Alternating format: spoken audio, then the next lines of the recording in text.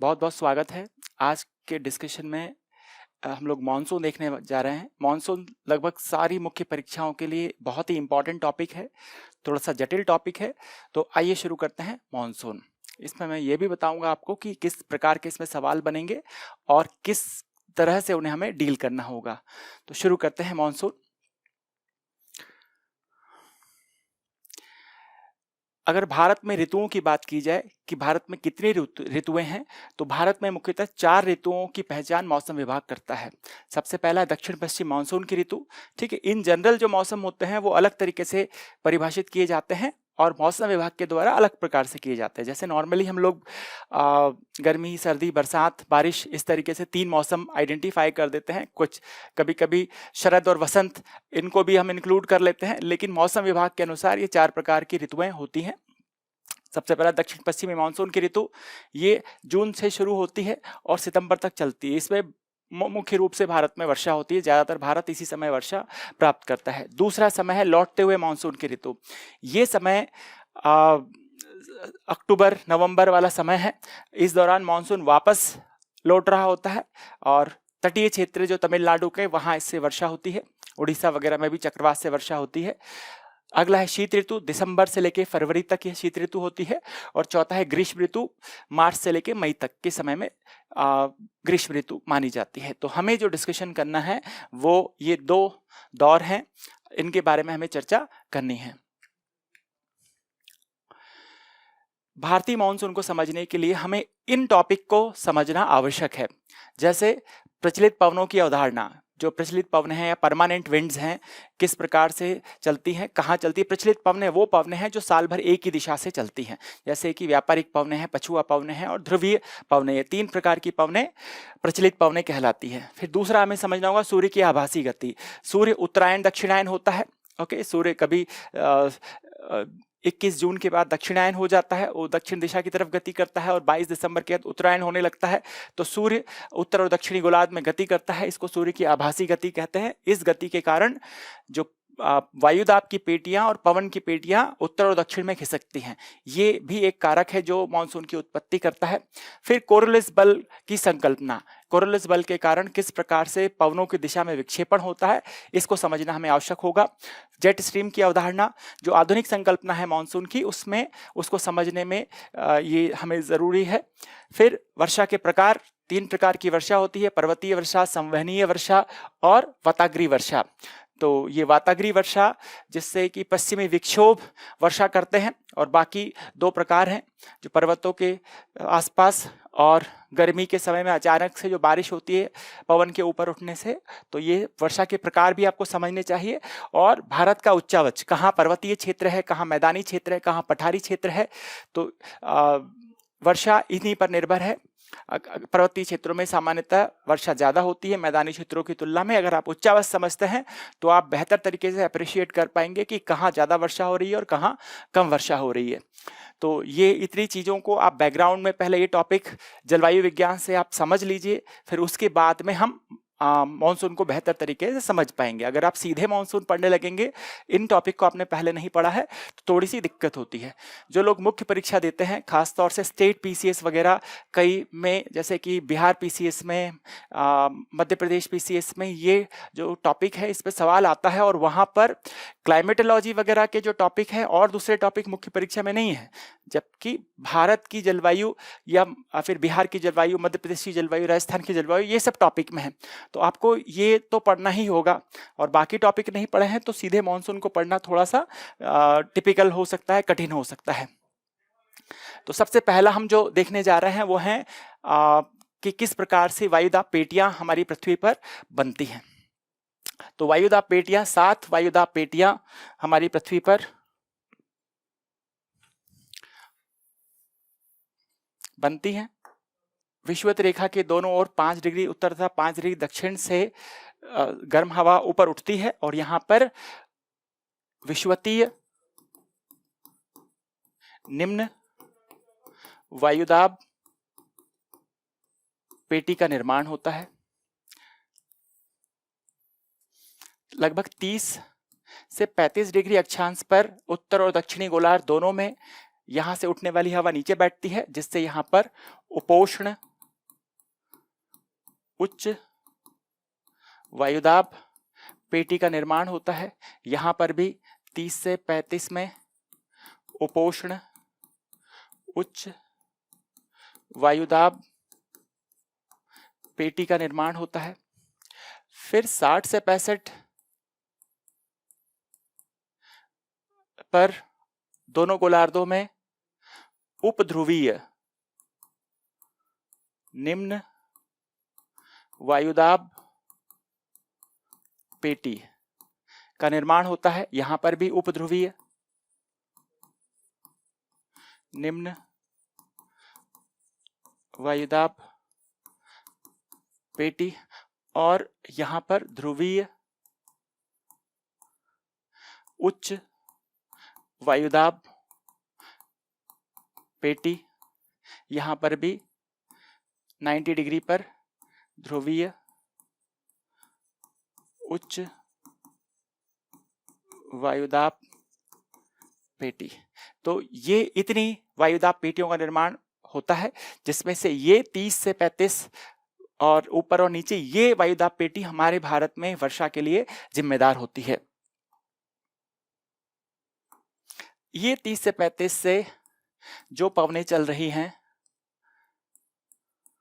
विषुवत रेखा की ओर उपोष्ण उच्च वायुदाब पेटी से विषुवतीय निम्न वायुदाब पेटी की ओर जो पवनें चल रही हैं, इन पवनों को कहा जाता है व्यापारिक पवनें। यही पवनें भारत में इस समय चलती हैं, जो कि भारत की स्थिति कर्क रेखा बीच से गुजरती है। तो जो 30 डिग्री उत्तरी अक्षांश है, ये भारत में इसकी स्थिति आती है। तो यहाँ से ये जो पवनें चलती हैं व्यापारिक पवनें, और व्यापारिक पवनों का ये वाला जो हिस्सा जो उत्तरी गोलार्ध में चलता है, इसको कहते हैं उत्तर पूर्वी व्यापारिक पवनें। ये चूंकि उत्तर पूर्व से आती हुई प्रतीत होती है। पवनों के बारे में एक चीज ध्यान रख लीजिए कि पवन जिस दिशा से आती है उसे उस दिशा के नाम पर याद रखा जाता है। जैसे कोई व्यक्ति अगर महाराष्ट्र से आता है तो उसको मराठी बोलते हैं, वो हो कहीं भी। कोई तमिलनाडु से आता है तो उसको तमिल कहते हैं, कोई बिहार से आता है तो उसको बिहारी कहते हैं, बंगाल से आता है तो बंगाली कहते हैं। तो वैसे ही अगर ये पवनें उत्तर पूर्व दिशा से आ रही हैं, ओके, 8 दिशाएं होती हैं, ये 4 और पूर्व पश्चिम उत्तर दक्षिण और ये 4 और, तो ये पूर्व, ये पश्चिम, ये उत्तर और ये दक्षिण, इनके दोनों के बीच का है उत्तर पूर्व। तो उत्तर पूर्व से ये आती हुई प्रतीत होती हैं। जहां भी ये पवनें पहुंची है वहां पर इस प्रकार का एक प्लस का चिन्ह लगाकर आप देख सकते हैं कि किस दिशा से आ रही हैं। तो ये उत्तर पूर्व से आ रही हैं, तो इनको कहते हैं उत्तर पूर्वी व्यापारिक पवनें। और ये भी व्यापारिक पवनें हैं, दक्षिण में भी इनको कहा जाएगा, ये दक्षिण पूर्व से आती हुई प्रतीत हो रही है तो इनको कहेंगे दक्षिण पूर्वी व्यापारिक पवनें। पवनों को दिशा के हिसाब से याद रखा जाता है। उत्तर की ओर ये जो पवनें, हालांकि इनकी जरूरत हमें नहीं है, लेकिन आप याद रखने के लिए समझ सकते हैं, इनको पछुआ पवनें कहा जाता है। पछुआ, ये भी पछुआ पवनें हैं। और ये ध्रुवीय पवनें हैं जो ध्रुवों से उपध्रुवीय निम्न वायुदाब क्षेत्र की ओर चल रही हैं, इनको ध्रुवीय पवनें कहा जाता है। तो ध्रुवीय, हमको ध्रुवीय पवनों की आवश्यकता यहां मानसून को समझने के लिए नहीं है। तो इस प्रकार से ये वायुदाब पेटियां, प्रेशर बेल्ट हमने देखे। प्रेशर बेल्ट की हमें जरूरत होगी कि 30 डिग्री अक्षांश से विषुवतीय निम्न वायुदाब क्षेत्र की ओर पवनें चलेंगी।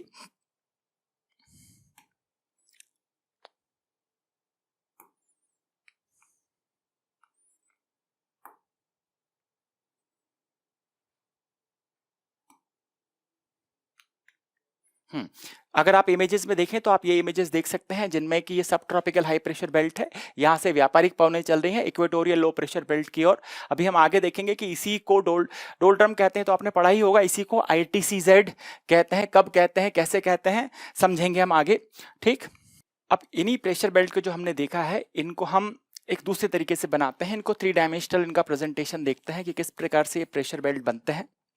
ये इक्वेटर है और इक्वेटर के दोनों तरफ ये 5 डिग्री नॉर्थ और साउथ, और ये ट्रोपोपॉज है या क्षोभ सीमा, ट्रोपोपॉज इंग्लिश में इसको कहेंगे। अब इक्वेटर से जो पवनें ऊपर उठ रही हैं, ये पवने क्षोभ सीमा, क्षोभ मंडल की सीमा है, सबसे निचला मंडल क्षोभ मंडल है। पवन कोई भी जो भी चल रही है, बिजली कड़कना, चमकना, मौसम संबंधी जितनी परिघटना है सारी की सारी क्षोभ मंडल में ही है। तो इक्वेटर से जो 5 डिग्री नॉर्थ साउथ से जो पवनें उठ रही हैं, ये पवनें 30 से 35 पे जाके नीचे बैठती हैं।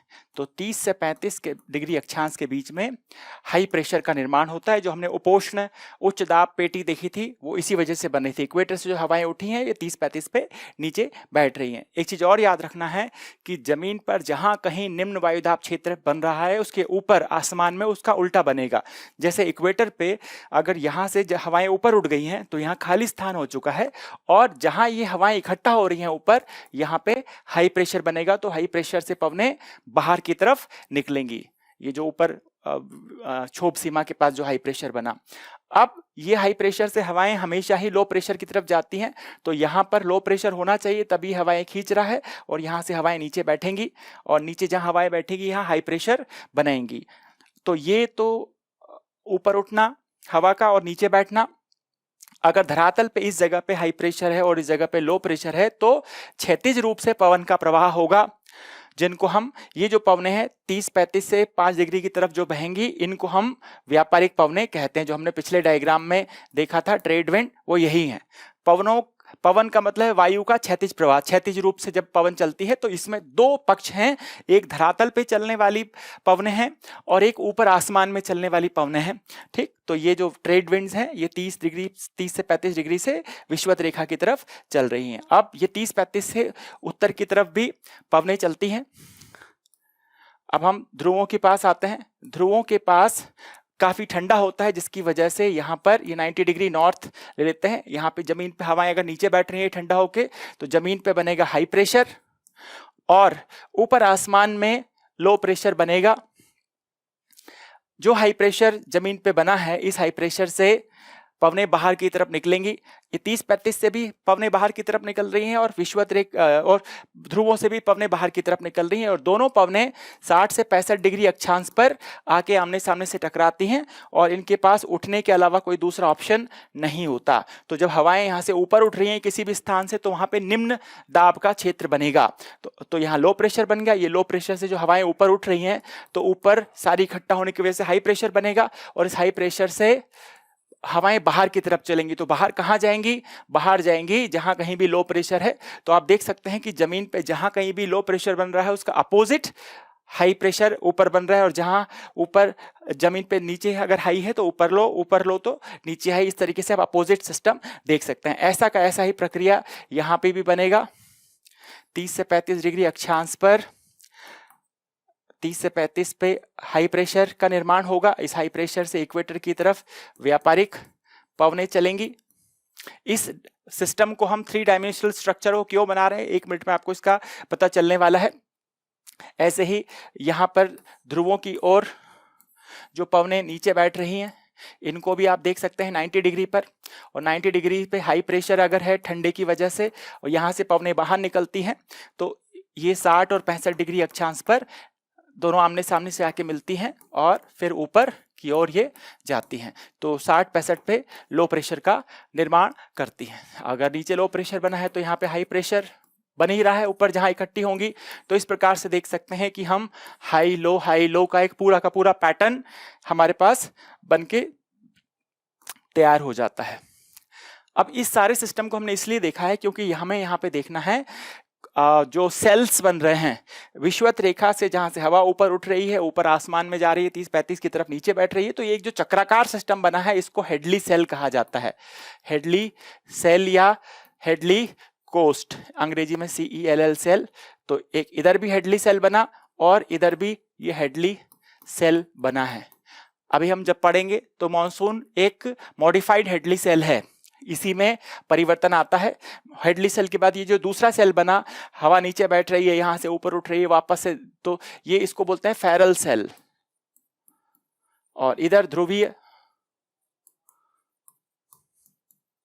सेल या ध्रुवीय कोस्ट। ऐसे यहां पे भी आप फेरल सेल देख सकते हैं, और यहां पे ध्रुवीय सेल या कोस्ट दोनों नाम यूज हो सकते हैं।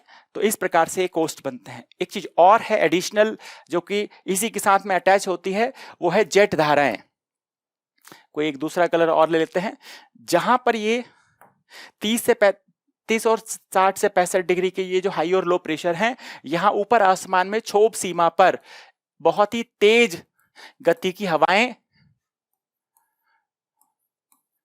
पश्चिम से पूर्व दिशा की ओर बहती हैं। इनको जेट धाराएं कहते हैं। जेट मतलब जैसे पानी बहुत तेजी से पाइप से निकलता है, अगर हम एक पतला पाइप जो हम लोग गार्डन में यूज करते हैं उसके सामने वाले हिस्से को कुछ दबा दे प्रेशर से, तो उससे बहुत तेजी से जो पानी निकलेगा उसको हम कहते हैं जेट।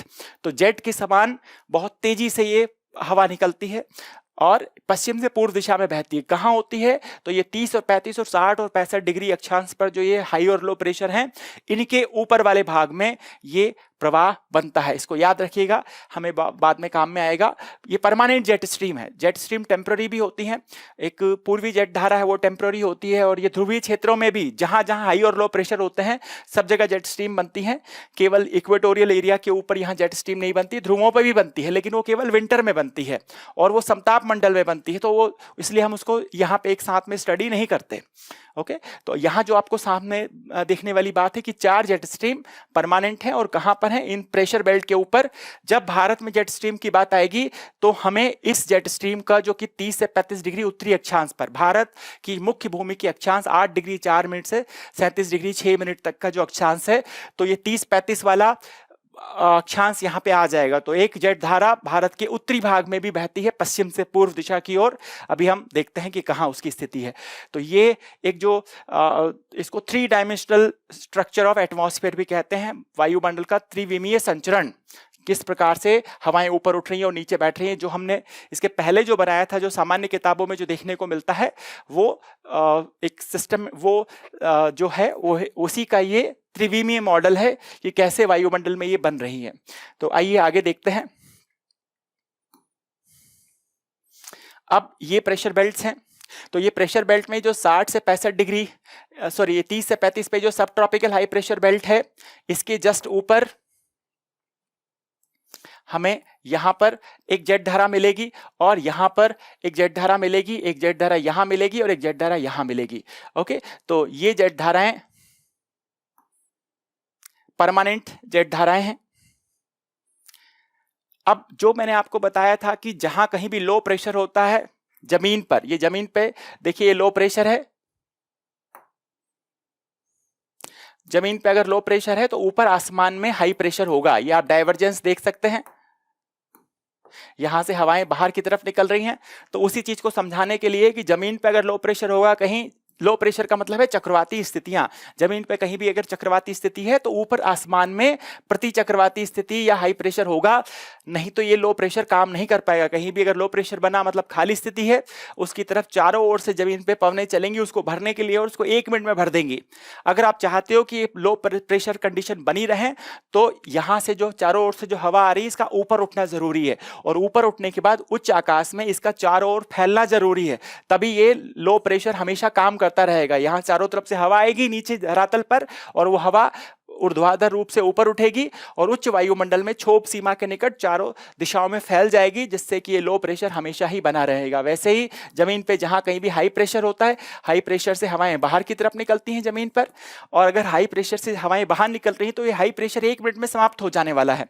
अगर आप चाहते हो कि हाई प्रेशर बना रहे तो उच्च आकाश में लो प्रेशर होना चाहिए जो सब तरफ से हवा को खींचेगा और हवाओं को नीचे बैठाएगा। तो इस तरीके से जमीन और आसमान में हाई और लो प्रेशर काम करते हैं। इससे आप समझ सकते हैं जो हमने अभी इस पहले डिस्कशन में देखा वही चीज है। अब जो 3 डायमेंशनल सर्कुलेशन हमने अभी बताया था उसी को इस इमेज में दिखाया गया है कि कैसे हवाएं इक्वेटर पे उठ रही हैं, 30-35 पे बैठ रही हैं। सेम चीज है, तो चर्चा करने की कोई जरूरत नहीं है इस पे। ये हम एक पूर्वाभ्यास कर रहे हैं कि किन चीजों की जरूरत हमको मॉनसून को समझने से पहले होगी। अब ये जो डायग्राम है इसमें हम वास्तव में कैसे प्रेशर बेल्ट मिलते हैं उसको देख रहे हैं। मौसम संबंधी जो मैप होते हैं उनमें 2 महीनों को आदर्श महीना माना जाता है, एक तो जनवरी और एक तो जुलाई। जनवरी का महीना उत्तरी गोलार्ध की सर्दी होती है, जबकि दक्षिणी गोलार्ध की गर्मी होती है। और एक और जुलाई का महीना, तो जनवरी और जुलाई में आपके प्रेशर के और टेम्परेचर के मैप्स तैयार किए जाते हैं। ये प्रेशर का मैप है। जिस प्रकार के प्रेशर बेल्ट हमने बनाए थे अभी की 30 और 35 पे उपोष्ण उच्च वायुदाब प्रेशर बेल्ट होता है, या 0 से लेके 5 डिग्री नॉर्थ और 5 डिग्री साउथ तक इक्वेटोरियल लो प्रेशर बेल्ट होता है, ठीक है, उसको ITCZ भी कहते हैं, अभी देखेंगे हम। तो ये जो हाई प्रेशर है वैसा सतत नहीं मिलता एक्चुअल में ऐसे मिलता है। अगर आप इस मैप में देखें तो आप पाएंगे कि ये जो USA के वेस्ट में जो H लिखा हुआ है, ये हाई प्रेशर, ये लगभग 30 डिग्री अक्षांश पर है। 30 से 35 पे जो उपोष्ण उच्च वायुदाब बेल्ट है वो यही है। फिर यहाँ पे भी एक H दिख सकते हैं आप, ठीक। फिर इसके अलावा यहाँ पे भी साइबेरिया में भी एक H दिख सकते हैं। H का मतलब हाई प्रेशर। समुद्र तट पर जो प्रेशर होता है वो होता है 1013.25 मिलीबार, 1013.25 मिलीबार। इसको आपने साइंस में पढ़ा होगा कि 76 सेंटीमीटर पारे की स्तंभ की ऊंचाई। तो ये पारे वाले मैनोमीटर में 76 सेंटीमीटर की रीडिंग आएगी, लेकिन जो मैनोमीटर होते हैं एनेरॉइड मैनोमीटर बैरोमीटर सॉरी, उनमें ये रीडिंग आती है 1013.25 मिलीबार। तो 1013 से ये सी लेवल का प्रेशर है समुद्र तल का। इसके ऊपर जो प्रेशर होगा उसको हाई प्रेशर बोलेंगे, इसके जो नीचे प्रेशर होगा उसको सामान्यतः लो प्रेशर बोलेंगे। लो प्रेशर और हाई प्रेशर तुलनात्मक भी हो सकते हैं, जैसे कि अगर 1020 है और 1030 है तो उस वजह से 1030 जो है 20 से ज्यादा स्ट्रॉन्ग हाई प्रेशर है, और 1000 और 990 ये दोनों ही लो प्रेशर की कैटेगरी हैं, क्योंकि दोनों 1013 से कम हैं। लेकिन इन दोनों में 1000 का जो कैटेगरी है वो थोड़ा सा slightly less stronger low pressure है। तो अब आप देखिए कि ये जो लो देखे, ये जो HH लिखे हुए हैं ये सब ट्रॉपिकल हाई प्रेशर बेल्ट से संबंधित हैं। इसके अलावा उत्तरी गोलार्ध में देखो ये एक एलुशियन लो 1005 लिखा है इसमें। यहाँ पे आप देखेंगे कि 999 लिखा है, 1002 लिखा है, तो ये 1013 से कम है। ये लो प्रेशर लिखा आइसलैंडिक लो। तो ये दोनों ही जो लो प्रेशर वाले जो पॉइंट्स हैं ये उपध्रुवीय निम्न वायुदाब क्षेत्र से संबंधित हैं।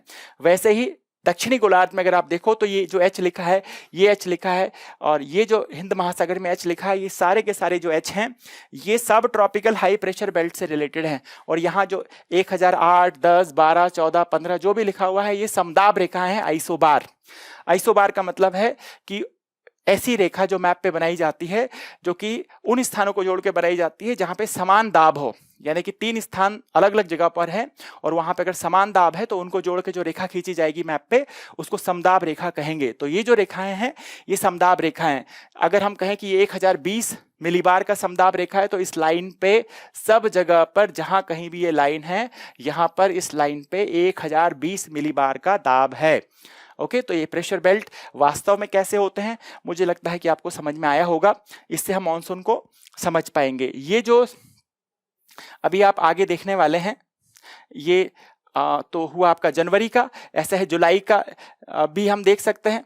ये वैसे ही मैप है, इसमें लिखे हुए हैं mid latitude high pressure. Okay, तो जो मिड लैटिट्यूड हाई प्रेशर यानी कि 30 से 35 पे जो ये 1023 लिखा है, यहाँ पे 1016 लिखा हुआ है, तो 1013 से अधिक है। तो ये जो हाई है ये सारे के सारे सब ट्रॉपिकल हाई प्रेशर बेल्ट है, और वैसे ही ये सब ट्रॉपिकल हाई प्रेशर बेल्ट है। तो ऐसे ये 1-2 मैप हैं जिनमें हम तुलनात्मक रूप से देख सकते हैं। ये थोड़ा सरलीकृत है, ठीक, वही चीज है।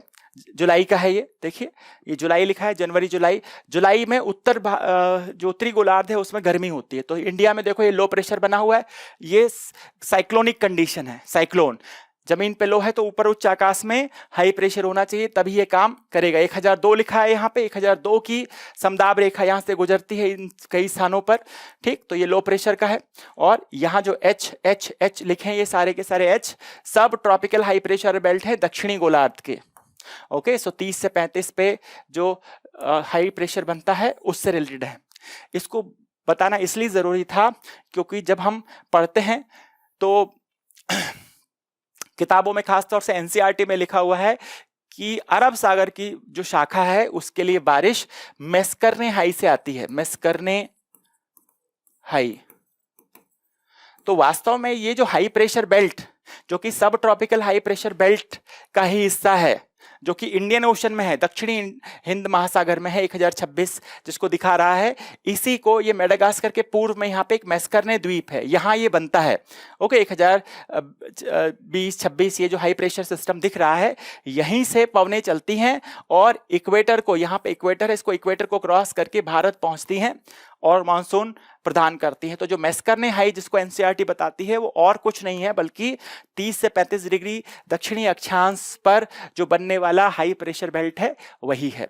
तो ये हमने प्रेशर बेल्ट देखे, एक तो देखा कि नॉर्मली किताबों में कैसा बनाया जाता है और दूसरा हमने देखा कि वास्तव में किस प्रकार से होते हैं। वास्तव में प्रेशर बेल्ट सतत नहीं होते, किताबों में जब बनाते हैं तो सीधी रेखा खींच देते हैं कि 30 से 35 पे सब ट्रॉपिकल हाई प्रेशर बेल्ट है, लेकिन वास्तव में टुकड़े टुकड़े में होते हैं क्योंकि जमीन और सागर दोनों अलग अलग तरीके से गर्म होते हैं। तो सागरों पे ज्यादा कंटिन्यूअस होते हैं, जमीन पर ये उतने कंटिन्यूअस नहीं होते, ब्रेक हो जाते हैं।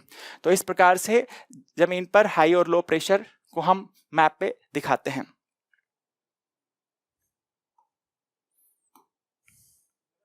ये एनसीईआरटी का मैप है। एनसीईआरटी में जो कैसे इन हाई लो को दिखाया हुआ है, प्रेशर बेल्ट है जनवरी में और जुलाई में, तो आप कंपेयर कर सकते हैं। इन दोनों मैप को दिखाने का भी एक पर्पस है। जब सूर्य उत्तरायण दक्षिणायन होता है, ओके, तो सूर्य के उत्तरायण होने पर सारे प्रेशर बेल्ट उत्तर की तरफ खिसक जाते हैं और जब सूर्य दक्षिणायन होता है तो सारे प्रेशर बेल्ट थोड़ा सा नीचे खिसक जाते हैं। ओके, तो जिस तरीके से सूर्य उत्तरायण दक्षिणायन होता है बिल्कुल उसी तरीके से प्रेशर बेल्ट भी थोड़ा सा ऊपर नीचे खिसकते हैं। ये जनवरी का मैप है। अगर आप जनवरी के मैप को देखें तो आप ये पाएंगे कि ये जो सब ट्रॉपिकल हाई प्रेशर बेल्ट है यहाँ दक्षिणी गोलार्ध का, इसकी स्थिति देखिए, और जो ये जुलाई महीने का वही सब ट्रॉपिकल हाई प्रेशर बेल्ट है, इसकी स्थिति देखिए। दोनों में थोड़ा सा अंतर है, दोनों एक ही लेवल पे हैं, एक ही जैसा मैप है, एनसीईआरटी का मैप है, दोनों को एक साथ रखा है हमने। ये आप अपनी एटलस पे भी देख सकते हैं इसको कि जुलाई महीने में, ये रहा जुलाई महीने में सूर्य उत्तरी गोलार्ध में होता है, तो ये सारे के सारे प्रेशर बेल्ट थोड़ा सा उत्तर की ओर खिसक जाते हैं। इसको सूर्य का जो आभासी गति है उत्तरी गोलार्ध में, सूर्य उत्तरायण हो गया है, ठीक, 21 मार्च के बाद से सूर्य उत्तरी गोलार्ध में गति करता है, तो ये सारे प्रेशर बेल्ट थोड़ा सा उत्तर की ओर खिसक गए। और जनवरी के महीने में सूर्य दक्षिणी गोलार्ध में चला जाता है तो सारे प्रेशर बेल्ट थोड़ा सा नीचे खिसक जाते हैं। तो ये 30 और 35 पे जो बनने वाला हाई प्रेशर है, इन दोनों की तुलना करके आप इस बात को भली भांति समझ सकते हैं। हम आगे और देखेंगे अभी इस पॉइंट को कि किस प्रकार से ये आभासी गति होती है।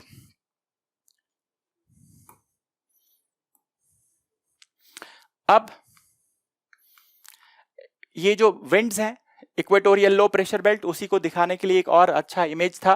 तो इक्वेटर पर 30 और 35 डिग्री से दो तरफ से हवाएं चल रही हैं। अच्छा, अब यहाँ पे इसको बताने के पीछे एक और पर्पस था। इक्वेटर पर दो तरफ से ट्रॉपिकल हवाएं आके मिल रही हैं। ट्रॉपिकल मतलब कर्क रेखा और मकर रेखा के बीच का क्षेत्र, इसको ट्रॉपिक्स कहते हैं। कभी कभी इसको 30 डिग्री उत्तर और 30 डिग्री दक्षिण के बीच का क्षेत्र भी कहा जाता है। तो 30 डिग्री और 30 डिग्री के बीच का जो क्षेत्र है ये ट्रॉपिकल। तो ये जो व्यापारिक पवनें हैं जो कि उपोष्ण उच्च वायुदाब क्षेत्र से विषुवतीय निम्न वायुदाब क्षेत्र की तरफ चल रही हैं, ये भी उष्णकटिबंधीय पवनें हैं और ये भी उष्णकटिबंधीय पवनें हैं। दोनों तरफ की उष्णकटिबंधीय पवनें विषुवत रेखा के आसपास के क्षेत्र में आके आमने सामने से मिलती हैं। तो ये क्षेत्र जो है 5 डिग्री नॉर्थ और साउथ के बीच का, इसीलिए इसको अंतरा उष्णकटिबंधीय अभिसरण क्षेत्र ITCZ inter tropical convergence zone. Converge मतलब आमने सामने से आके मिलना। तो दो तरफ की इंटर ट्रॉपिकल कॉन्वर्जेंस जोन मतलब क्षेत्र। ट्रॉपिकल विंड्स हैं दो तरफ की, वो दोनों आमने सामने से आके टकरा रही हैं और मिल रही हैं, तो इसीलिए इसको ITCZ भी कहते हैं। डोलड्रम नाम भी कभी कभी आता है। डोलड्रम का मतलब है असहज, कुछ पक्का नहीं कि यहाँ पे हवा किधर से चलेगी। ओके, जैसे अभी मान लीजिए 16 तारीख को यूपीएससी है और आपकी तैयारी पूछा जाए कि आपकी तैयारी कैसी है, आप अपीयर होंगे नहीं होंगे, ओके, तो आप कह सकते हैं आई एम इन डोलड्रम, यानी कि मुझे नहीं पता कि क्या होगा उस दिन, या मेरी तैयारी ठीक है या नहीं है। तो असमंजस वाली स्थिति, यहाँ पवनों की कोई दिशा नहीं होती, इसलिए ऐसा इसको कहा जाता है।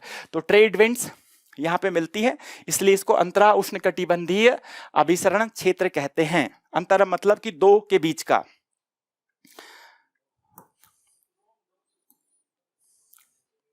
अब ये जेट स्ट्रीम्स हैं। जेट स्ट्रीम मैंने आपको बताया था कि 30-35 जो 30 डिग्री से 35 डिग्री और 60 डिग्री से 65 डिग्री जो अक्षांश पर जो प्रेशर बेल्ट है इनके ऊपर उच्च आकाश में बहती है पश्चिम से पूर्व। तो ये उत्तरी गोलार्ध में भी हैं और दक्षिणी गोलार्ध में भी हैं। तो ये जेट स्ट्रीम की स्थिति है। हाँ, जेट स्ट्रीम की स्थिति को, इसको जो हमने जो डायग्राम बनाया था उसमें भी मैंने दिखाया था कि इक्वेटर से हवा ऊपर उठ रही है। इसको अभी हमने देखा कि ITCZ क्यों कहते हैं। और ये जो ITCZ है, यहां से हवा ऊपर उठी, हवा 30-35 पे नीचे बैठती है, इसको हेडली सेल कहते हैं, हम ऑलरेडी देख चुके हैं। तो 30-35 के ऊपर, जस्ट ऊपर हमारे पास सब ट्रॉपिकल ये सब ट्रॉपिकल जेट स्ट्रीम है, या इसको हम वेस्टर्ली जेट स्ट्रीम या पश्चिमी जेट धारा भी बोलेंगे। और दूसरी जेट धारा ये 60 डिग्री के ऊपर है, जिसको कि हम पोलर फ्रंट जेट स्ट्रीम बोलते हैं। और यहाँ पे फेरल सेल बनता है, Hadley cell, Ferrel cell, polar cell. तो तीनों सेल्स को भी आप देख सकते हैं, ये हम ऑलरेडी बात कर चुके हैं। अब सूर्य की आभासी गति को देखते हैं, उत्तरायण दक्षिणायन कैसे होता है। अगर आप आकाश में देखें कि सूर्य की जो स्थिति है वो हमेशा एक जैसी नहीं होती। गर्मी और सर्दी में सूर्य की पोजीशन में अंतर होता है। आप देखिए कि जो 21 जून पे जो आपका सन है वो घर की आपके जहाँ कहीं भी आप हो वहाँ पर उसकी स्थिति आपके ऊपर थोड़ा सा वर्टिकल होती है। और अगर 21 दिसंबर की आप बात करें तो उसका जो एंगल है वो अलग होता है। सूर्य की किरणें का जो एंगल है वो चेंज होता है वर्ष में अलग अलग समय में। ओके, ये ऐसे देख सकते हैं आप इसको कि जब ग्रीष्म ऋतु है तब सूर्य की किरणें ज्यादा सीधी पड़ती हैं, और जब शीत ऋतु है तो उसकी किरणें थोड़ा सा टेढ़ा पड़ती हैं। अब इससे क्या फर्क पड़ता है, देखिए एक टॉर्च अगर आप लें और टॉर्च को अगर हम वर्टिकल डालें तो उसकी जो किरणें हैं वो उतनी ज्यादा फैलेंगी नहीं। वही स्थिति यह है जून में कि सूर्य की किरणें लंबवत हैं तो ज्यादा स्थान पे नहीं फैलती। लेकिन अगर हम इसी स्थिति को विंटर में लें, विंटर में, तो उस स्थिति में सूर्य की किरणें, वो टॉर्च को थोड़ा टेढ़ा करके डालिए, खड़ा डालने के बजाय टेढ़ा, तो अगर वो आप टेढ़ा डालेंगे तो ज्यादा क्षेत्र में फैलेंगी। ज्यादा क्षेत्र में फैलेंगी तो प्रति इकाई क्षेत्रफल में कम ऊर्जा प्राप्त होगी। इसका एक दूसरा एग्जाम्पल भी आप समझ सकते हैं कि जो आपका कार का जो हाई बीम और लो बीम है, जब आप हाई बीम रखते हैं तो काफी दूर तक देख पाते हैं, लेकिन क्लैरिटी उतनी अच्छी नहीं होती क्योंकि वही लाइट ज्यादा क्षेत्र में फैल जाता है। लेकिन जब आप उसको लो बीम पे रखते हैं तो कम क्षेत्र में सारी ऊर्जा समाहित हो जाती है और जिसकी वजह से आपको ज्यादा क्लियर चीजें दिखती है तुलनात्मक रूप से। तो सूर्य की किरणें गर्मी में लंबवत पड़ती हैं, इसीलिए वो सूर्य आप उससे बचना चाहते हैं। और शीत ऋतु के समय में यही किरणें टेढ़े गिरती हैं, उनका आपतन का कोण घट जाता है, जिसकी वजह से वो ज्यादा क्षेत्र में फैल जा रही हैं तो आपको उतना कष्ट नहीं होता, आप एंजॉय करते हैं उसको। तो ये सर्दी और गर्मी में सूर्य की किरणों का जो कोण है उसकी वजह से हमें ये जो गर्मी की मात्रा है उसमें बदलाव महसूस होता है। अगर आप सूर्य की पोजीशन को भी देखें उच्च आकाश में तो जब समर सॉल्स्टिस होता है 21 जून को सूर्य उत्तरी भारत में अगर हम कहें तो सबसे उत्तरी पोजीशन में होता है, कर्क रेखा के ऊपर होता है। ओके, सूर्य 21 मार्च के बाद धीरे धीरे उत्तरी गोलार्ध में गति करता है। 21 मार्च को सूर्य इक्वेटर के ऊपर होता है, एग्जैक्ट वर्टिकल। उसके बाद 22, 23, 24 ऐसे करके आगे अब जब जाएंगे तो धीरे धीरे उत्तरी गोलार्ध में गति करता है और 21 जून को कर्क रेखा के एकदम ऊपर आ जाता है, 90 डिग्री एंगल पे वर्टिकल होता है।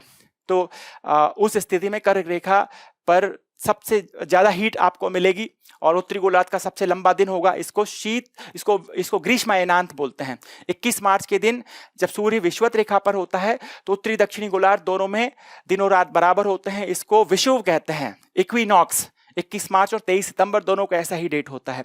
तो 21 जून को जब सूर्य कर्क रेखा पे लंबवत हो जाता है उसके बाद सूर्य दक्षिणायन हो जाता है, तो धीरे धीरे सूर्य दक्षिण दिशा की तरफ गति करता है। 21 जून के बाद उत्तर भारत में हम देखते हैं कि हमारी जो गर्मी है उसका प्रभाव थोड़ा सा कम होने लगता है क्योंकि सूर्य हमसे दूर जा रहा है। और 21 मार्च के बाद गर्मी बढ़ती है क्योंकि सूर्य हमारी तरफ आ रहा है। तो सूर्य हमारी तरफ नहीं आ रहा है जो, बल्कि उसका जो बीम है, फोकस है, जैसे कार का हाई बीम और लो बीम ऊपर नीचे जाता है, बिल्कुल सूर्य का फोकस ऊपर और नीचे जाता है। तो इसी को हम सूर्य की आभासी गति कहते हैं। और 23 सितंबर के दिन सूर्य विषुवत रेखा पे फिर से आ जाता है और 23 सितंबर के बाद सूर्य दक्षिण गोलार्ध में चला जाता है, तो हमसे और दूर जाएगा। उत्तर भारत में हम लोग रहते हैं, तो वो हमसे और दूर जाएगा तो 23 सितंबर के बाद शीत ऋतु आ जाएगी, और जाते जाएगा 22 दिसंबर को सूर्य कर्क मकर रेखा के ऊपर लंबवत हो जाता है, हमसे बहुत दूर होता है, तो इसी स्थिति को कहते हैं शीत अयनांत। शीत अयनांत के बाद में सूर्य फिर से उत्तरी गोलार्ध में गति करने लगता है और धीरे धीरे धीरे धीरे सूर्य फिर ऊपर की तरफ आता है। तो जो ग्रेगोरियन कैलेंडर के हिसाब से जो चीज 22 दिसंबर को होती है, वही हिंदू कैलेंडर के हिसाब से होती है 14 जनवरी को। ओके, उस दिन हम मनाते हैं मकर संक्रांति। संक्रांति मतलब ट्रांजिशन, मकर रेखा को की तरफ जो ट्रांजिशन हो रहा था वो खत्म हो गया और सूर्य वापस हमारी तरफ आने लगा है, तो हम उसको सेलिब्रेट करते हैं। तो ये सूर्य का जो उत्तर और दक्षिणी गोलार्ध में जो गति है, इसी को हमको देखना था। इसकी वजह से होता क्या है कि सारे प्रेशर बेल्ट ऊपर और नीचे खिसक जाते हैं। जो हमने भी तुलना की थी कि सारे के सारे जो भी दाब कटिबंध हैं, पहले ये माना जाता था कि दाब कटिबंध स्थिर होते हैं, परमानेंट होते हैं, जो जहां बना है वो वहीं रहता है, लेकिन अब ये माना जाता है कि वो फिक्स नहीं है, बल्कि सूर्य की गति के कारण गर्मियों में थोड़ा सा उत्तर में खिसक जाते हैं और सर्दियों में थोड़ा सा दक्षिण में खिसक जाते हैं। तो ये सूर्य की आभासी गति है।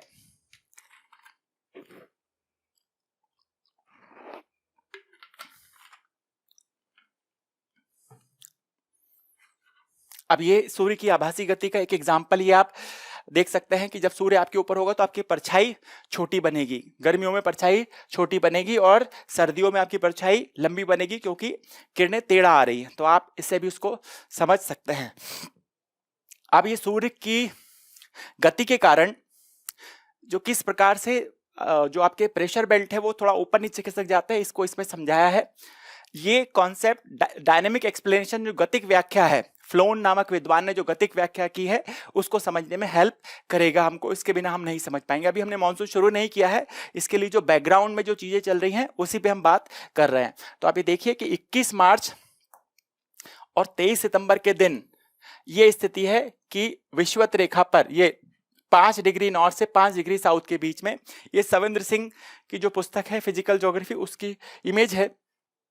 आप देख सकते हैं कि ये 5 डिग्री नॉर्थ से 5 डिग्री साउथ के बीच में ये इक्वेटर के दोनों तरफ उच्च दाब क्षेत्र होता है 21 मार्च के दिन, और ये 30 से 35 पे ये उपोष्ण उच्च वायु दाब क्षेत्र होता है, नीचे भी होता है। अब समर सॉल्स्टिस यानी कि 21 जून का दिन है।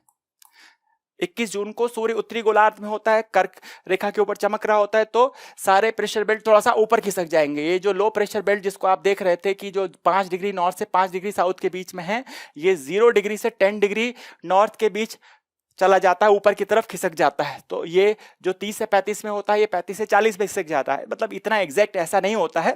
तो आपको बस ये ध्यान रखना है कि अगर सूर्य उत्तरी गोलार्ध में गया तो सारे प्रेशर बेल्ट थोड़ा सा उत्तर में खिसक जाएंगे, और सूर्य दक्षिणी गोलार्ध में गया तो सारे प्रेशर बेल्ट दक्षिण में खिसक जाएंगे। जहां सूर्य है वहीं अधिक गर्मी पड़ेगी। ओके, और जहां अधिक गर्मी है वहीं लो प्रेशर होगा।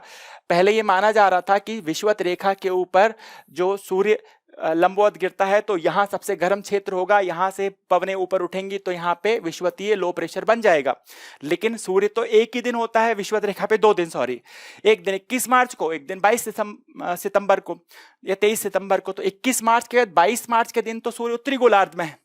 तो अगर सूर्य उत्तरी गोलार्ध में है तो जो हाईएस्ट टेम्परेचर का जोन है वो भी उत्तरी गोलार्ध में मिलेगा। और सूर्य आगे ऐसे करते करते 21 जून तक अगर कर्क रेखा के ऊपर लंबवत हुआ जा रहा है तो हाईएस्ट टेम्परेचर का जोन भी यहां मिलेगा, ना कि यहां। तो जहां हाईएस्ट टेम्परेचर होगा वहीं लोएस्ट प्रेशर होगा और वहां तक पवने जाएंगी। ठीक है, इस बात को अभी हम लिंक करेंगे कि कैसे ये चीजों को आगे समझाने जा रहा है। ओके, तो हमने ये किस तरीके से प्रेशर बेल्ट सूर्य की गति के कारण ऊपर नीचे खिसकते हैं इसको देखा। अब हम ये देखेंगे इंटर ट्रॉपिकल कॉन्वर्जेंस जोन, अंतरा उष्णकटिबंधीय अभिसरण क्षेत्र, इसके बारे में बात करेंगे। ITCZ। अभी ITCZ मैंने समझाया था कि विषुवत रेखा पर 2 तरफ से 30 से 35 डिग्री अक्षांश से हवाएं आके मिलती हैं, तो इसी को हम लोग ITCZ कहते हैं। ये विषुवत रेखा है, इस पे 30 से 35 से जो पवनें चल रही हैं, व्यापारिक पवनें, तो ये उष्णकटिबंध की पवनें हैं और उनका अभिसरण हो रहा है, तो इसलिए इसको, इस लाइन को ITCZ कहते हैं। इसको तापीय विषुवत रेखा भी कहते हैं, क्योंकि हाईएस्ट टेम्परेचर हमको यहाँ रिकॉर्ड होंगे, इसलिए इसको तापीय विषुवत रेखा भी कहते हैं। ये फिक्स नहीं है, पहले माना जाता था कि फिक्स है, लेकिन ये फिक्स नहीं है, ये सूर्य की गति के साथ उत्तर और दक्षिण की तरफ गति करती है। तो आइए अगले इमेजेस में हम इसको देखते हैं कि ये कहाँ गति करती है। ये ITCZ, गर्म होकर हवा ऊपर उठेगी, हवा ऊपर उठेगी तो ठंडी होगी, ठंडी होकर वर्षा करेगी। और जहां हवा नीचे बैठती है, हवा जब नीचे बैठती है तो हवा गर्म होती है, और गर्म होगी तो उसकी नमी धारण करने की क्षमता बढ़ जाएगी, बारिश नहीं करेगी। ओके, नमी धारण, वायुमंडल की नमी धारण करने की क्षमता तापमान के समानुपाती होती है। तो जितना कम तापमान होगा उतनी नमी कम धारण करेगी। ठंडी हवा बहुत ही ड्राई होती है। ओके, तो जितनी हवा ठंडी होगी उसमें उतनी नमी कम होगी, और जितनी हवा गर्म होगी उसमें उतनी ज़्यादा नमी धारण हो सकती है। जैसे कि गर्मियों में ह्यूमिडिटी होती है, तो ये हवा ऊपर उठेगी तो ठंडी होगी, ऊपर जाने पे तापमान कम होता है। ऐसे अभी फिलहाल के लिए आप याद रखिए इसको। तो ITCZ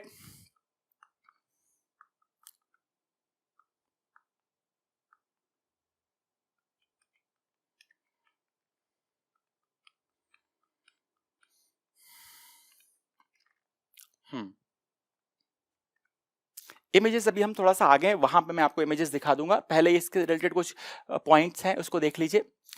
तो ये क्षेत्र है, इसमें उत्तर और दक्षिणी गोलार्ध से व्यापारिक पवनें आके मिलती हैं, और जहां मिलती है वहां ऊपर उठती है, जिससे यहाँ वर्षा होती है। जहां भी ये क्षेत्र होगा वहां वर्षा होगी। अभी मैंने आपको समझाया। सूर्य की उत्तरी तथा दक्षिणी गोलार्ध में आभासी गति के साथ ही ITCZ भी उत्तर और दक्षिण में गति करता है, ऊपर जाएगा और नीचे आएगा। जुलाई के महीने में ITCZ धीरे धीरे करके 20 डिग्री उत्तरी अक्षांश से 25 डिग्री उत्तरी अक्षांश तक चला जाता है।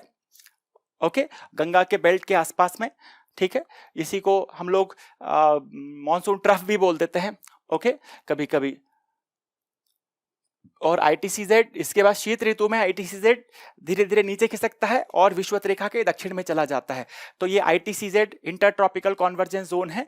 जहां ये होगा वहीं वर्षा होगी। हम लोग नॉर्मली कहते हैं कि 1 जून को केरल मानसून आता है, तो 1 जून को जो हम लोग मानसून के आने जाने की जो तिथि जो बताते हैं, यहाँ ये देखिए कि मानसून के आने की तिथि जो केरल में है, आप अपने एटलस में देखेंगे इस प्रकार से एक आपको मैप दिखाई देगा जिसमें बताएगा कि 1 जून को इस लाइन पे मानसून आ गया है। तो वास्तव में इस लाइन पर ITCZ की स्थिति है यहाँ पर। इसी वजह से यहाँ पे जो निम्न दाब का क्षेत्र है, तो दोनों गोलार्धों से आने वाली हवाएं मिल रही हैं और यहाँ उठेंगी, इस वजह से यहाँ वर्षा होगी। 5 जून तक ITCZ यहाँ पहुंच जाएगा, 10 जून तक मुंबई पहुंच जाएगा, 15 जून तक लगभग उत्तरी भारत में बहुत सारे स्थान हो जाएंगे, और 15 जुलाई तक पूरे भारत। तो इस प्रकार धीरे धीरे धीरे मानसून पूरे भारत में फैल जाएगा। तो ये जो डेट्स हैं ये और कुछ नहीं है बल्कि मानसून, ये जो ITCZ की स्थिति को बता रही हैं। यहीं पर ITCZ है। ITCZ धीरे धीरे सूर्य की उत्तरायण गति होने के साथ उत्तरी गोलार्ध में खिसकता है। नॉर्मली 21 मार्च और 23 सितंबर को रहेगा इक्वेटर के ऊपर, विषुवत रेखा को, लेकिन 21 मार्च के बाद 22 मार्च, 23 मार्च, 24 मार्च को सूर्य उत्तरी गोलार्ध में जाएगा जैसे जैसे। तो ये ITCZ inter tropical convergence zone, यानी कि हाईएस्ट टेम्परेचर वाला जोन, ये भी उत्तर की तरफ जाएगा। ओके, जहां सूर्य वहां अधिकतम गर्मी, जहां अधिकतम गर्मी वहां न्यूनतम दाब। तो ये 1 जून को या 5 जून को जो भी हम लोग मानसून के आने की स्थिति बता रहे हैं, ये वास्तव में ITCZ की पोजीशन है। और हम जब कहते हैं कि मानसून लौट रहा है, ओके, तो लौटने के लिए एक और दूसरा इमेज है, उसको हम देख लेते हैं। अच्छा, ये इस इमेज में है, यहाँ पे ये ब्लू वाली लाइन से इसको दर्शाया गया है। तो अगर 1 सितंबर को मानसून यहीं तक पहुंच रहा है, मान लो यहां से जो हवाएं आ रही थी पहले, मान लो 100 किलो हवा आ रही थी, इस इमेज को देखिए, 100 किलो हवा आ रही थी और पूरे भारत तक पहुंच रही थी।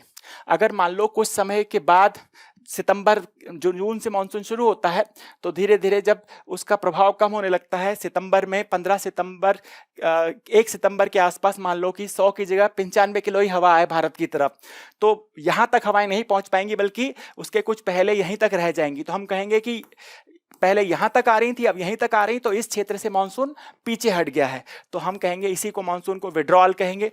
15 सितंबर तक मानसून यहां तक खिसक जाता है, 1 अक्टूबर तक मानसून यहां खिसक जाता है, 15 अक्टूबर के दिन मानसून यहां तक रह जाता है, और 15 दिसंबर को मानसून पूरा भारत से बाहर निकल जाता है। तो मानसून के आने की जो तिथि और जाने की तिथि है वो और कुछ नहीं है बल्कि ITCZ की लोकेशन ही है। उन स्थानों पर जहां होगा वहीं वर्षा करेगी। अब कोरियोलिस बल को समझ लेते हैं। कोरियोलिस बल क्या है? कोरियोलिस बल एक आभासी बल है जिसमें ऐसा लगता है कि विक्षेपण हो रहा है। ओके, और ये लगता इसलिए है क्योंकि अलग अलग अक्षांशों पर पृथ्वी की घूर्णन गति अलग अलग है। अब आप कहेंगे कि सर पृथ्वी तो एक ही साथ गति कर रही है, एक ही स्पीड से गति कर रही है, फिर ये आभासी गति अलग अलग कैसे होगी अलग अलग अक्षांशों पर? आप देखिए जो विषुवत रेखा है वो दीर्घतम वृत्त है, सबसे बड़ा वृत्त है, महान वृत्त है। ओके, अगर ग्लोब को देखें तो जो सबसे बड़ा वृत्त बनेगा वो विषुवत रेखा बनेगा। उसके बाद उत्तर की तरफ हम जाएंगे तो ये जो सर्कल्स हैं ये सर्कल छोटे होते जा रहे हैं। ये सबसे लंबा विषुवत रेखा वाला। ओके, तो अगर हम बात करें तो ये इसकी अगर हम लंबाई निकालें सरकमफ्रेंस, ओके, परिधि, तो ये 44,000 किलोमीटर है। विषुवत रेखा की लंबाई लगभग 44,000 किलोमीटर है। तो अगर कोई व्यक्ति विषुवत रेखा पर है तो 24 घंटे में वो 44,000 किलोमीटर गति करता है। अगर कोई व्यक्ति 30 डिग्री अक्षांश पर है तो 30 डिग्री अक्षांश की लंबाई विषुवत रेखा की लंबाई की तुलना में कम होगी। तो यहाँ पर मान लीजिए कि ये लंबाई 40,000 किलोमीटर ही है, तो इस व्यक्ति की तुलना में ये व्यक्ति 24 घंटे में कम गति करेगा। एक अगर कोई 3 व्यक्ति खड़े कर लें, एक व्यक्ति ए पोल पर है, एक व्यक्ति 30 डिग्री अक्षांश पर है, एक व्यक्ति सी जो है विषुवत रेखा पर, एक चौथा व्यक्ति इन तीनों को देख रहा है। तो जो एक व्यक्ति जो इन तीनों को देख रहा है उसको लगेगा कि जो व्यक्ति विषुवत रेखा पे वो तेज गति से कर रहा है गति, क्योंकि विषुवत रेखा वाला व्यक्ति 24 घंटे में 44,000 किलोमीटर की पूरी एक कंप्लीट जर्नी करके वापस आ जाएगा। यहां से चालू हुआ, 24 घंटे जब तक होंगे तो 44,000 किलोमीटर की उसकी यात्रा होगी। जो व्यक्ति 30 डिग्री पे होगा इसकी थोड़ी सी कम, एग्जैक्ट मैं नहीं बता सकता कितना होगा ये, तो ये लंबाई लेकिन डेफिनेटली कम होगी। और जो व्यक्ति पोल पे होगा वो 24 घंटे में बहुत ही धीरे धीरे धीरे धीरे एक अपना सर्कल पूरा कम करेगा। तो वो जो व्यक्ति, चौथा व्यक्ति जो इन तीनों को देख रहा है उसको लगेगा कि इसकी गति तो एकदम शून्य है। तो ये आभासी गति अलग अलग महसूस हो रही है देखने पर अलग अलग अक्षांशों पर, इसी की वजह से ये समस्या पैदा होती है। ओके, तो ये एक आभासी बल है।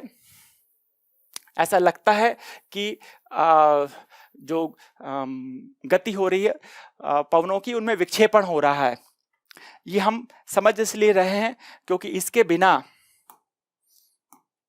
मानसून नहीं आने वाला। हम इसलिए देख रहे हैं कि जब हम पवनों को बनाते हैं, हमने ये 30 डिग्री अक्षांश से जो ये पवनें बनाई हैं व्यापारिक पवनें, तो इनको हमने थोड़ा टेढ़ा टेढ़ा चलाया है।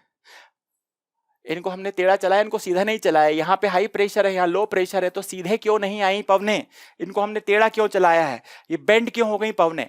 तो ये बेंड जो होने का काम है ये बेसिकली कोरियोलिस बल के कारण हो रहा है। तो कोरियोलिस बल एक प्रकार का आभासी बल है जो विभिन्न अक्षांशों पर पृथ्वी की अलग अलग घूर्णन गति होने के कारण महसूस होता है। ये वास्तविक बल नहीं है। ओके, वास्तविक बल क्यों नहीं है? देखिए कई बार ऐसा होता है कि जैसे अगर फिजिक्स के नियम के हिसाब से देखें हम, तो कोई अगर कुली अपने सर पे बोझ रख करके अगर आपका सामान स्टेशन से बाहर निकाल के लाता है तो उसके द्वारा किया जाने वाला कार्य शून्य होता है फिजिक्स के नियम के हिसाब से। ओके, तो जो work done equal to F D cos theta, और जो जिस दिशा में गति हो रही है तो वो और जो वजन रखा है वो दोनों 90 डिग्री पे हैं एक दूसरे के, तो cos 90 जीरो होगा। इस वजह से ये वैल्यू जीरो आएगी। थ्योरेटिकल एक्सप्लेनेशन है, आप सीधे नहीं बोल सकते कुली को कि आपने जो काम किया वो शून्य है फिजिक्स के लॉ के हिसाब से, तो आपको कोई पैसा नहीं मिलेगा, ठीक है। लेकिन फिजिक्स के हिसाब से वो जीरो है वर्क डन।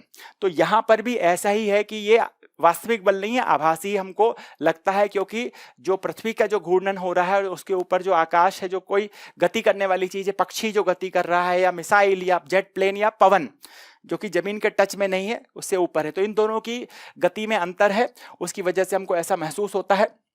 केवल गति करने वाली वस्तुओं पर लागू होता है ये, जो चीजें फिक्स हैं उनके ऊपर लागू नहीं होता कोरियोलिस बल। जैसे गति करने वाली चीजें क्या है, पवन, महासागरीय धाराएं, चक्रवात, इनके ऊपर ये लागू होगा तो इनकी दिशा में बेंडिंग होगी। अभी देखेंगे कैसे बेंडिंग होगी।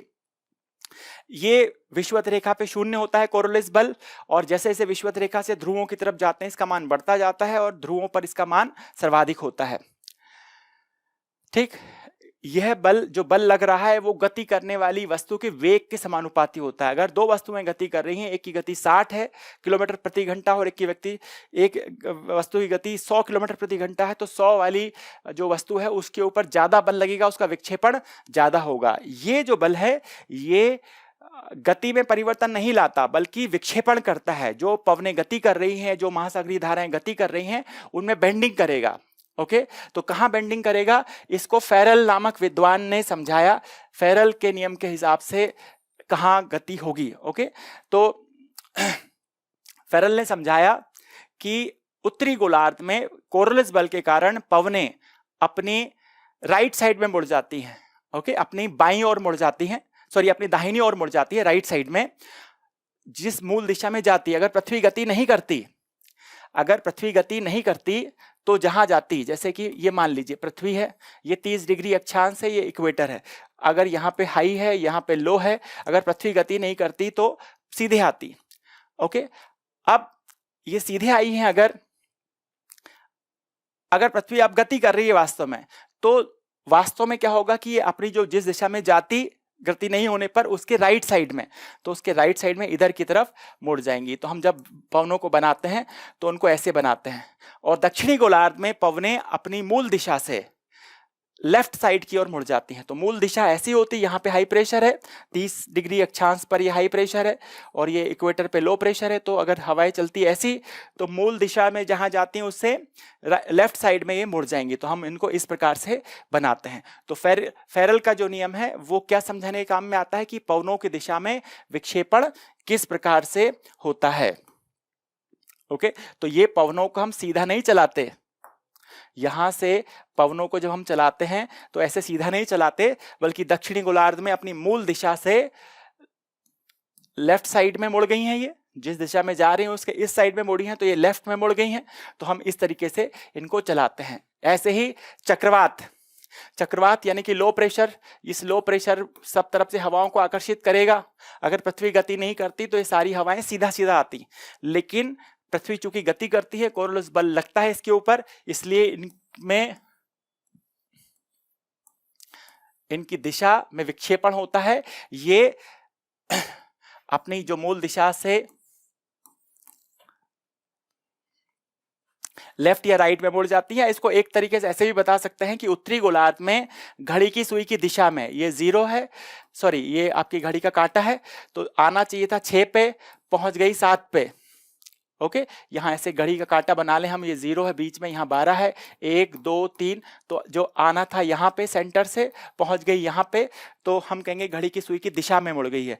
और दक्षिणी गोलार्ध में हम कहेंगे कि घड़ी की सुई की विपरीत दिशा में, जाना था 12 पे और पहुंच गई 11 पे, तो ये घड़ी की सुई की विपरीत दिशा में। तो हम लेफ्ट राइट से भी बता सकते हैं और हम ऐसे भी बता सकते हैं कि ये घड़ी की सुई की दिशा में या घड़ी की सुई की विपरीत दिशा में ये पवनें पहुंच रही हैं। तो इस तरीके से कोरलिस बल का फैक्टर भी यहाँ काम करता है। तो कोरलिस बल की क्या जरूरत पड़ेगी हमें? कोरलिस बल की जरूरत ये पड़ेगी कि जो फ्लोन नामक विद्वान है, जो गतिक संकल्पना है, वो ये कहेगी कि हमारी जो पवनें हैं, हमारा जो मानसून है वो दक्षिण पूर्वी व्यापारिक पवन है और वो विषुवत रेखा को क्रॉस करके आया है, और विषुवत रेखा को चूंकि क्रॉस किया है इसलिए उस पर विभिन्न जो डिफरेंट कोरलिस फोर्स लग रहा है और उसकी गति उसकी दिशा इस वजह से बदल गई है। तो ये हमको जो कोरलिस बल है उसको फेरल का लॉ समझाता है। तो लो प्रेशर में भी ये लगता है, हाई प्रेशर में भी लगता है। हाई प्रेशर में क्या होगा, हाई प्रेशर से हवाएं बाहर की तरफ चलती हैं। अगर पृथ्वी स्थिर होती तो सीधे चलती, लेकिन पृथ्वी स्थिर नहीं है, तो ये जो बाहर की तरफ निकलते समय इनमें बेंडिंग होगी, ऐसे निकलेंगी। तो अगर आप इसको देखो तो ये घड़ी की सुई की दिशा में, घड़ी ऐसे ही टिकल करती है, तो ये घड़ी की सुई की दिशा में गति हो रही है। और इसमें अगर आप देखो ये घड़ी की सुई की दिशा में गति हो रही है, ये घड़ी की सुई की दिशा है, ऐसे टिकल करती है, ऐसे टिक टिक टिक टिक टिक, तो यहाँ से ऐसे करके नीचे आ रहा है, फिर ऐसे गोल गोल घूमेगा। तो ये चक्रवात और प्रतिचक्रवात, इनमें बेंडिंग होती है इसी कोरलिस बल के कारण। तो चलते हैं आगे। ठीक, अगर अर्थ घूर्णन नहीं करती तो सीधे जाती जो चीज, अगर घूर्णन कर रही है तो उसमें बेंडिंग होके जाएगी। ओके, अब इसको समझने के लिए हमने ये ट्रेन का एग्जांपल लिया है, कोरोलिस बल को। ठीक, इसको आप एक एनालॉजी से और समझ सकते हैं कि ये क्या चक्कर है। ये एक नदी है और ये नदी इस दिशा में बह रही है। आपको यहाँ ए से लेके बी पे जाना है, तो आपसे पूछा जाए कि किस दिशा में तैरना चाहिए। आप सीधे नहीं तैर सकते, ये ऑप्शन दिए जाएं कि आप सी और डी। अगर ए से बी पे जाना है हमको, तो हमको तैरना चाहिए ए से सी की तरफ, तो क्यों ये नदी का बल लगेगा तो हमको पहुंचाएगा यहीं पर। तो लेकिन इन तीनों को, ये जो अगर ये जो हो रहा है चीज, इसको कोई बाहर से व्यक्ति देखे तो ये सोचेगा कि ये व्यक्ति ए से शुरू हुआ है, इसकी तरफ जा रहा है, तो टेढ़े टेढ़े जा रहा है, जबकि ये टेढ़े नहीं जा रहा है, टारगेट इसी को कर रहा है। ये पवन जो नदी जो बह रही है, इसको यही लाकर छोड़ने वाली। तो ऐसे कोरिलेशन से आप इसको समझ सकते हैं कि ये एक प्रकार का विक्षेपण होता है पृथ्वी के घूर्णन के कारण पवनों की दिशा में, और ये हर एक गति करने वाली चीज पे लगता है। ठीक, तो ये कोरोलिस बल है। तो अब आप यह देखिए कि ये एक, यहां इससे समझिए, एक ट्रेन है जो इक्वेटर पे चल रही है। ओके, और ये नीली वाली और ये लाल वाली ट्रेन 30 डिग्री अक्षांश पे चल रही है। अब ये जो नीली वाली ट्रेन में एक फुटबॉल रखा हुआ है, और ये सामने जो दूसरी ट्रेन चल रही है एकदम एग्जैक्ट उसके सामने है। यहाँ इसमें ये गोल पोस्ट लगा हुआ है, इस पे गोल करना है। ये दोनों ट्रेनें चल रही है, ऐसी स्थिति में यहाँ पे गोल मारा जाता है जब ये एकदम सामने है, लेकिन ये मिस हो जाएगा गोल। क्यों होगा? क्योंकि ये 0 डिग्री वाली जो ट्रेन है इसकी गति अधिक है, इक्वेटर पे जो घूर्णन गति अधिक है, तो ये आगे चला जाएगा, और इस पे घूर्णन गति कम है, ये पीछे रह जाएगा, तो ये मिस हो जाएगा। ओके, ये देखिए, ये बॉल जब मारा तो थोड़ा सा आगे की तरफ बेंड हो गया। उत्तरी गोलार्ध में मूल दिशा जो भी होगी उससे राइट साइड में मुड़ जाएंगी, तो ये फुटबॉल ऐसे मुड़ जाएगा आगे की तरफ जाकर के, और यहां नहीं पहुंच पाएगा। तो ये विभिन्न अक्षांश पर अलग अलग घूर्णन गति के कारण ऐसा हो रहा है।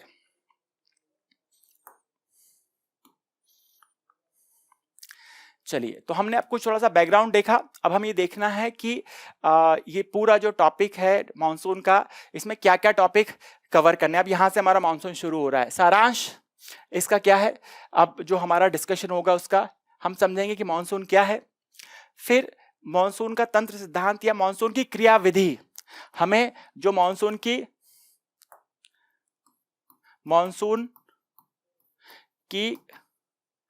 क्रियाविधि समझनी है। फिर मानसून कैसे आगे बढ़ता है और कैसे पीछे हटता है, ये हमें इसमें समझना है। और मानसून के दौरान वर्षा का वितरण कैसा होता है। ओके, पूरे देश में कहाँ कैसी वर्षा हो रही है, और इसके साथ ही हम ये भी देखते हैं कि जो मानसून की अरब सागर की शाखा है और मानसून की बंगाल की खाड़ी की शाखा है, ये दोनों शाखाएं किस किस प्रकार से काम करती हैं। फिर मानसून कहाँ है, क्या मानसून केवल भारत में है या और भी देशों में है, तो मानसून और भी देशों में है। दक्षिण एशिया, दक्षिण पूर्व एशिया और चीन, जापान, ये जो पूर्वी एशिया, इस क्षेत्र में वास्तविक मानसून है। इसके अलावा दूसरे और भी देशों में जो मानसून की प्रक्रिया होती है उसको सूडो मानसून या छद्म मानसून कहा जाता है, वास्तविक वो नहीं है। मानसून का मतलब होता है पवनों की दिशा में परिवर्तन। न्यूनतम 120 डिग्री का जहां परिवर्तन होगा वहीं उसको मानसून माना जाएगा, छोटा मोटा परिवर्तन मानसून नहीं माना जाएगा। तो भारत में क्या होता है कि गर्मी में गंगा के मैदानों में लो प्रेशर बन जाता है, निम्न दबाव गर्मी की वजह से, और ये आसपास के सागरों से हवाएं खींचता है, तो 6 महीने तक इस तरीके से हवाएं चलती हैं। और शीत ऋतु में गंगा के मैदानों में हाई प्रेशर बन जाता है, और ये इस हाई प्रेशर से बाहर की तरफ पवनें निकलती हैं। तो 6 महीना जो हवाएं सागर से स्थल की तरफ आ रही हैं, और इन हवाओं की दिशा साउथ वेस्ट से है, तो इसको दक्षिण पश्चिमी मानसून कहा जाता है। और बाकी के 6 महीने ये जो हवा बाहर की तरफ निकल रही है उत्तर पूर्व से, तो इसको नॉर्थ ईस्ट मानसून या दक्षिण पूर्वी मानसून कहा जाता है। तो दिशाओं में जो परिवर्तन है यही मानसून है। तो ये जो परिवर्तन है भारत में तो 180 डिग्री का है, लेकिन और कहीं जगहों पर और अलग अलग हो सकता है। तो ये माना जाता है कि 120 डिग्री से अधिक जहां परिवर्तन होगा वहीं मानसून वास्तविक माना जाएगा। उसके अलावा जो भी मानसून है उसको छद्म मानसून माना जाएगा। थोड़ा बहुत स्तर पे भी हवाओं की दिशाओं में परिवर्तन होता है, उत्तरी ऑस्ट्रेलिया में होता है, साउथ जो मिडिल अमेरिका है वहां होता है। ओके, तो उसको सब हम सूडो मानसून कहते हैं। फिर कहीं बाढ़ तो कहीं सूखा, तो मानसून से कहीं बाढ़ कहीं सूखा क्यों होता है, तो हम मानसून की जो समस्याएं हैं एल नीनो ला नीना, एल नीनो होगा तो सूखा हो जाएगा, लानीना होगा तो बाढ़ हो जाएगी। या फिर सदर्न जो आपका इंडियन ओशन डायपोल IOD, ये जो परिघटना है, इसका positive phase, negative phase, neutral phase, positive phase होगा तो इंडिया में ज्यादा बारिश हो जाएगी, नेगेटिव फेज होगा तो सूखा हो जाएगा। तो ये सारी चीजें इससे जुड़ी हुई है। तो मॉनसून में हमको यही टॉपिक पढ़ने होते हैं। ज्यादातर सवाल पूछा जाता है कि मॉनसून की क्रियाविधि क्या है, किस तरीके से मॉनसून आता है। तो 3 सिद्धांत हैं उसमें, एक है तापीय संकल्पना, एक है गतिक संकल्पना जिसमें ITCZ की गति को के हिसाब से बताया जाता है, और तीसरा जो है वो है जेट स्ट्रीम से रिलेटेड संकल्पना। तो हमने जो डिस्कशन किया है उसमें ये अभी जानने की कोशिश की है कि ये चीजें किस प्रकार से हो रही हैं, कुछ बेसिक सा हमने जाना है। अब हम थोड़ा सा एडवांस लेवल पे इसको चीजों को देखेंगे।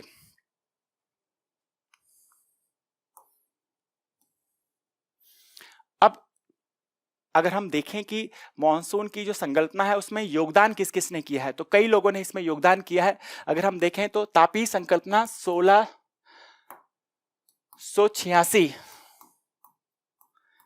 में दी गई थी और एडमंड हेली ने इसको दिया था। फिर गिलबर्ट वॉकर, ये 1920s में भारतीय मौसम विभाग के अध्यक्ष रहे हैं।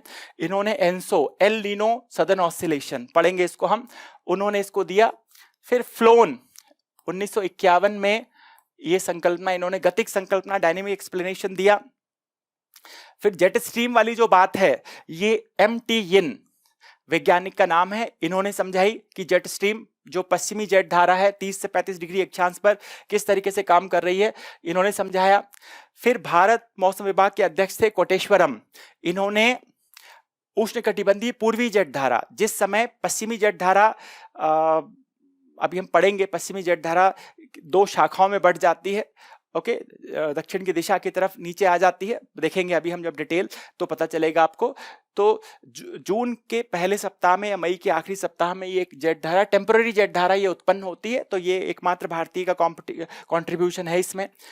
फिनलेटर नाम का एक जेट स्ट्रीम है जो कि मोजाम्बिक चैनल, अफ्रीका के पास एक मोजाम्बिक चैनल है, मेडागास्कर द्वीप और अफ्रीका के बीच में, वहां पर लगभग 1.5 किलोमीटर की ऊंचाई पे एक टेम्पररी 1.5 किलोमीटर, आप देखिए कि ये बाकी सारी जो जेट स्ट्रीम है, ये जो जेट स्ट्रीम है पश्चिमी जेट धारा, इसको भी पश्चिमी जेट धारा भी बोलते हैं।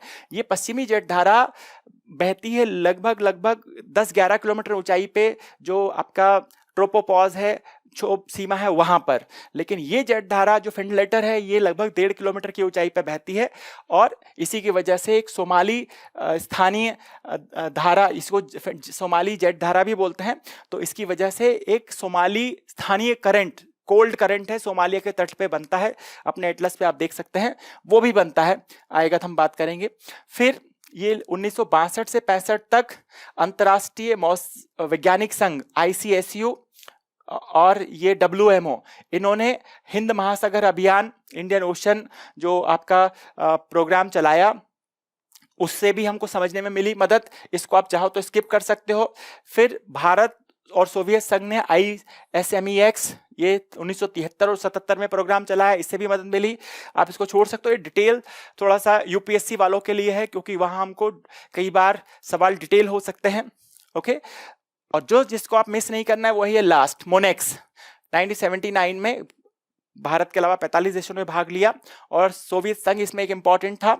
इसके द्वारा हमको जेट धारा और पश्चिमी जेट धारा, और इसके अतिरिक्त तिब्बत के पठार, हिमालय का क्या रोल है मॉनसून में, वो समझ में आया। तो इतने लोगों का इसमें कंट्रीब्यूशन है, ये आपको इसमें याद रखना चाहिए। अब कुल मिला के इसमें मॉनसून में हमारे पास में 3 कॉन्सेप्ट हैं। एक कॉन्सेप्ट ये बताता है, जो तापीय संकल्पना, वो ये बताता है कि मॉनसून आता कैसे है। मॉनसून आता है क्योंकि उत्तर भारत में गर्म हो जाता है, उसकी तुलना में अरब सागर, बंगाल की खाड़ी उतने गर्म नहीं हो पाते, तो लो प्रेशर बन जाता है और हवाएं चलती हैं। फिर दूसरा जो गतिक संकल्पना है, डायनेमिक एक्सप्लेनेशन, वो बताता है कि हमारा जो मॉनसून है वो मुख्यतः अरब सागर से नहीं आता, बल्कि दक्षिणी हिंद महासागर से आता है। तो ये गतिक संकल्पना है कि मॉनसून की ज्यादातर पवनें कहां से आ रही हैं। और तीसरी संकल्पना जेट धारा से संबंधित संकल्पना है, जो ये बताती है कि मॉनसून जून के पहले सप्ताह में ही क्यों आता है। गर्मी तो पड़ने लगी है, मार्च अप्रैल में गर्मी पड़ने लगी गंगा घाटी में और वो चाहे तो मानसून को खींच सकती है अपनी तरफ, लेकिन उतरा होने के बावजूद भी मानसून जून के पहले सप्ताह में ही आता है।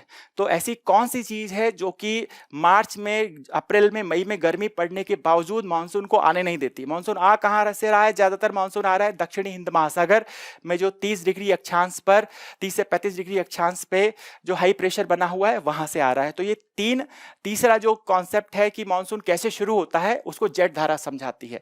तो पहला है तापीय संकल्पना जो बताता है कि मानसून आता कैसे है। दूसरा है गतिक संकल्पना जो बताता है कि मानसून की ज्यादातर पवनें आ रही हैं दक्षिणी हिंद महासागर में जो 30 डिग्री अक्षांश पर। अगर हम कहें कि गतिक संकल्पना ये बताती है कि ये जो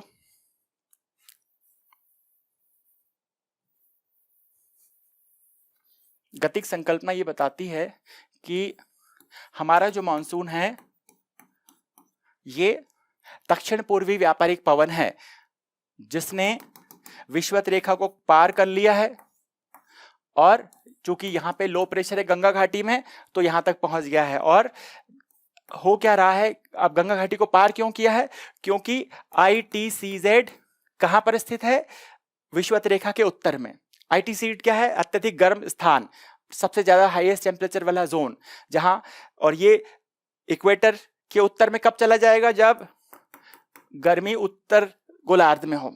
तो ये थोड़ा सा उत्तर में खिसक जाता है, सूर्य की उत्तरायण स्थिति हो जाएगी तो ये ITCZ या हाईएस्ट टेम्परेचर का जोन पहुंच जाएगा इक्वेटर के उत्तर में। तो ये पवनें जो चल रही हैं 30 से 35 डिग्री अक्षांश से, सब ट्रॉपिकल हाई प्रेशर बेल्ट से, इनको कहेंगे मैं दक्षिण पूर्वी व्यापारिक पवनें। दक्षिण पूर्वी व्यापारिक पवनें चली तो पवन चलती है हाई प्रेशर से लो प्रेशर की तरफ। यहाँ पे हाई है और ये लो कहाँ पर है? लो इक्वेटर के ऊपर नहीं है बल्कि उसके उत्तर में है। तो उत्तर में जहां कहीं भी होगा वहां तक ये पवन जाएगी, लेकिन जैसे ही इक्वेटर को पार करेगी, इक्वेटर को पार करने की वजह से अलग कोरियोलिस फोर्स लगेगा। इक्वेटर के दक्षिण में अलग कोरियोलिस फोर्स लगता है, यानी कि कोरियोलिस बल क्या करता है? इक्वेटर के दक्षिण में, विषुवत रेखा के दक्षिण में पवनों को उनकी मूल दिशा से लेफ्ट साइड में बेंड करता है, लेकिन उत्तरी गोलार्ध में पवनों को राइट साइड में बेंड करता है। तो जो पवनें यहां तक पहुंची हैं, अब आगे अगर जाना है, पृथ्वी नहीं घूमती तो सीधा जाती, लेकिन अगर पृथ्वी घूम रही है तो ये अपने राइट साइड की तरफ मुड़ जाएंगी। तो इनमें ऐसे बेंडिंग होगी और ये भारत आ जाएंगी। तो जो दूसरी परिभाषा है, गतिक सिद्धांत है, वो ये बताता है कि पवनें आ कहां से रही हैं? तो ज्यादातर पवनें यहां से आ रही हैं, यहां से नहीं आ रही। तापीय संकल्पना बताती है कि अरब सागर से आ रही है, गर्मी पड़ती है, यहाँ पे लो प्रेशर बन जाता है और ये अरब सागर इनको पवनें दे देता है। तो 3 सिद्धांत है, तीनों को अगर आप कोरिलेट कर देंगे तो पूरी थ्योरी ये हो जाती है।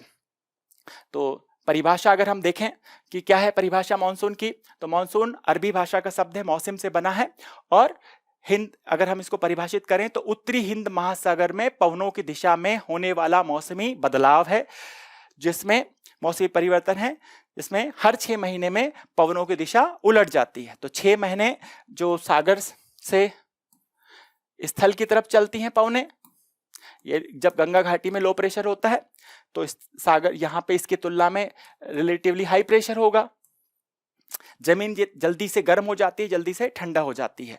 ओके, तो ये तुलनात्मक रूप से, और जब सर्दी होती है तो गंगा घाटी में हाई प्रेशर बन जाता है और यहां से पवनें बाहर की तरफ निकलती हैं। तो ये है इसकी परिभाषा।